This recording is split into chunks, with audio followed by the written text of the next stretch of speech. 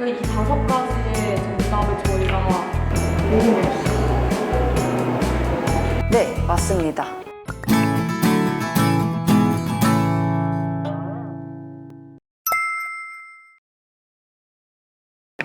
친일의 대표적 지방과 독립운동 외부. 저희는 문과라서 숫자에 맞거든요. 윤옥열 31살. 아니다. 아니, 네. 71살. 이렇게 문과가 또. 글라스고 의대를 졸업하고 윤치왕 확실히 달라. 저 때 유학을 갔다 왔어. 돈이 많았다는 거. 다 고시를 해봤다 72년이야? 근데 여기는 다 70년, 96년 막. 여기 윤치호라고 하는 당대의 아주 유명한 친일 인물의 가문을 보시면 이 할아버지, 아버지, 아들 대를 이어서 영화를 누리며 친일을 했던 대표적인 친일 가문이라고 할 수 있습니다. 특별히 옆에 별표가 쳐진 인물들은 저희 민족문제연구소에서 발간한 친일 인명 사전에도 수록이 되어 있는 인물들이라고 아시면 될 것 같은데요. 이 인물들은 나라를 팔아서 정말 부귀영화를 누렸어요. 반대로 이 이상용 선생님의 가문은 당시에 경북 안동이라고 하는 지역에서 굉장히 유명한 양반 집안이었고 부유했어요. 그럼에도 불구하고 자신들이 가진 부를 다 포기하고 간도로 이제 망명을 해서 독립운동가들을 기르는 신흥무관학교를 지으는데 그들이 가진 재산을 전부 사용했어요. 그래서 이 가문이 정말 가난하게 살았다고 알려져 있어요.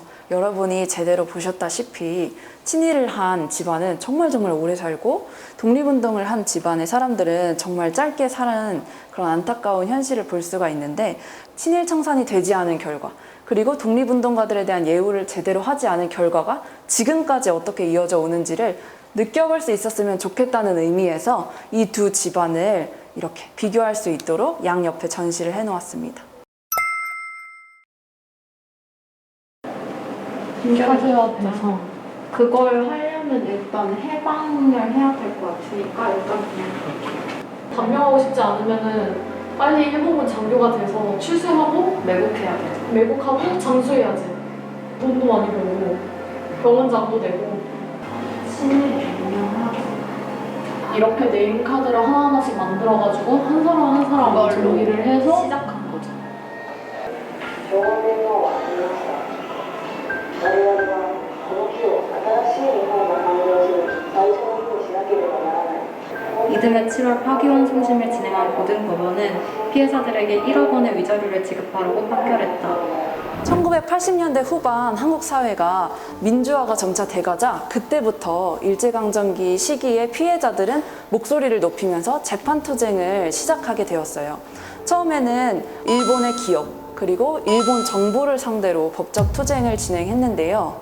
계속해서 패배라는 쓴 고비를 이제 맛보게 되면서 그 지역을 한국으로 옮기게 되었습니다. 그래서 2000년대 초반부터 시작한 한국 사회 안에서의 재판 투쟁이 계속 이어지다가 처음에는 한국의 법원이 1심, 2심에서 피해자들의 목소리를 들어주지 않았어요.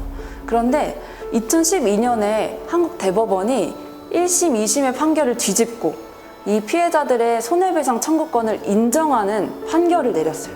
그래서 다시 파기환송을 하게 되었고 그런데 그 과정에서 재판이 진행이 되지 않는 거예요. 당시 대법원장이었던 양승태 대법원장과 그때 당시 대통령이었던 박근혜가 이 재판을 가지고 거래를 했다는 사실이 뒤늦게 밝혀진 거예요. 그래서 최종적인 대법원의 역사적 판결은 2018년 10월 30일에 있었습니다. 한국 대법원은 마침내 강제동원이 일본 정부의 한반도에 대한 불법적인 식민지배 및 침략전쟁의 수행과 직결된 반인도적 불법 행위라는 것을 인정했고요.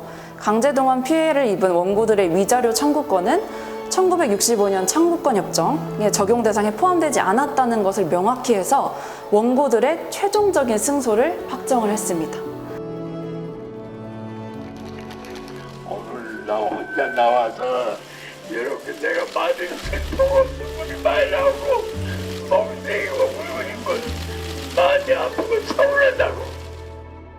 이 피고로 되었던 일본의 신일본제철 주식회사 등의 기업들에게 피해자들에게 각각 1억 원씩 손해배상을 해라 라고 하는 한국 대법원 판결이 있은 이후에 아베 총리가 한국을 향한 경제보복, 수출 규제 카드를 꺼내들면서 지금까지 한일 관계가 악화된 상황으로 번져가고 있는 것인데요. 그래서 피해자분들이 한 분이라도 더 돌아가시기 전에 일본이 하루빨리 피해자들에게 사죄하고 온전히 배상하고 동아시아 평화의 길로 나아갔으면 하는 것이 저희 박물관의 바람입니다.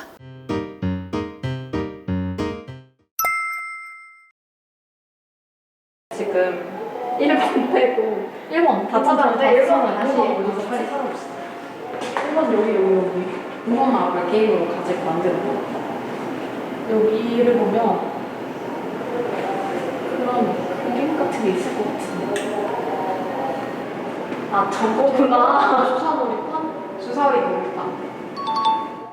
그 일본의 지역 신문인 일출신문이라는 신문사에서 1911년 1월 1일 부록으로 배포한 게임인데요. 쌍육이라는 거는 주사위 한 쌍, 두 개를 굴려서 노는 게임을 일본에서는 쌍육이라고 하는데요. 그래서 일출신문에서 만든 조선을 가지고 노는 쌍육게임이라는 뜻의 제목을 가지고 있습니다. 1층에는 조선의 문화와 풍속을 소개를 하고 있는데요. 가장 오른쪽 칸을 보시면 일본어로 뭐라고 쓰여 있냐면 술이 덜 깬 채로 아침에 늦게 일어나는 게으른 조선인들이라고 쓰여 있는 거예요. 그런데 조선인들은 저런 머리를 했을까요? 안 했을까요? 안 했죠. 안 했어요. 왜냐면 머리카락은 부모님이 물려주신 소중한 자산이기 때문에 머리카락을 절대 깎지 않았거든요. 조선인을 일부러 미개하게. 그래서 문명화된 우리 일본은 미개한 조선인들을 도와줘야 된다는 그런 인식으로 보일 수 있도록 이 조선인들을 그려놨습니다. 네. 자, 그리고 세 번째 칸으로 이동할 건데요. 맨 오른쪽에 일청력이라고 써여 있는데 일본이 조선을 갖기 위해서 청나라와 싸운 그 청일전쟁에서 이제 승리한 기억을 갖고 있기 때문에 이곳에 일청전, 청일전쟁을 그려놓았습니다.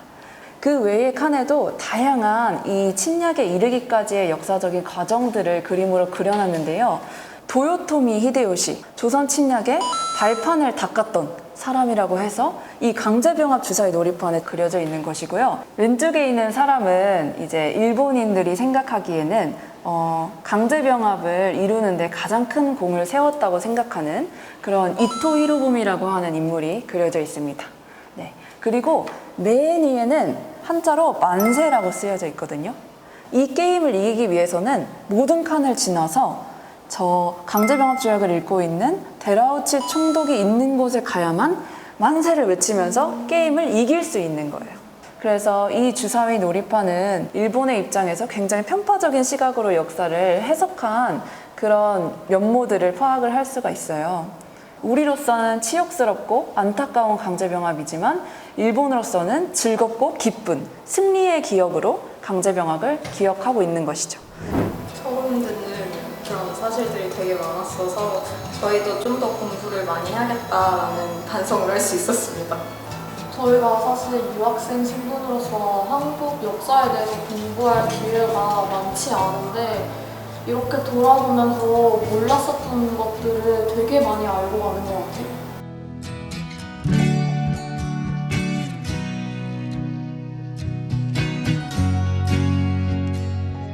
이것은 조선의 청춘들이 죽으러 갈 때 걷는 깃발이라 하여 청춘만장이라고 했는데요. 잘 들어주셔서 감사드립니다.